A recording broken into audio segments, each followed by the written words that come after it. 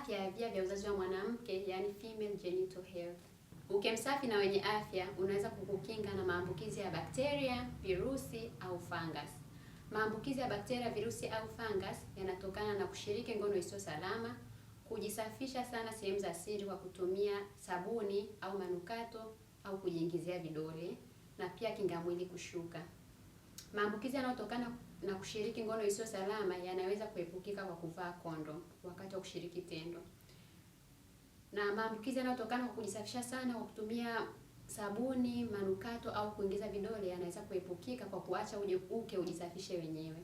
Kwa kawaida, uke umeumbwa na ute msafi ambao unatengenezwa kwenye shingo ya kizazi. Ute huo unaweza kuwa na rangi nyeupe au usio na rangi yoyote. Na mara nyingi ute unakuja katika hali tofauti kulingana na vichocheo vya mwili, wakati wa mimba, wakati wa hedhi au wakati wa ukomo wa hedhi.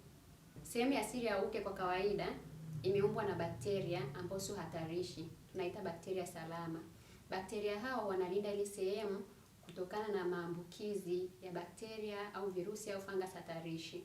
Unaposafisha sana sehemu ya siri kwa kutumia manukato au sabuni au kwa kujiingizia vidole, unasababisha kuharibu au kuua wale bakteria salama, na hivyo kukaribisha bakteria ambao ni hatarishi.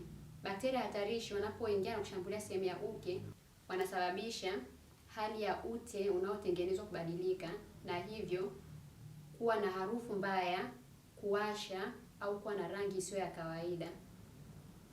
Hivyo basi ni vyema kuacha ukajisafisha wenyewe kiasilia kwa kutumia ute na bakteria walioko eneo hilo.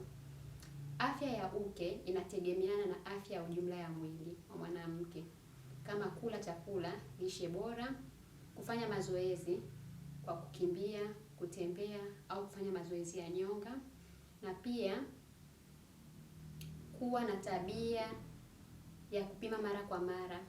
Kuna matatizo yanapogundulika mapema yanatibika mapema, na hivyo kukuacha katika hali iliyo salama.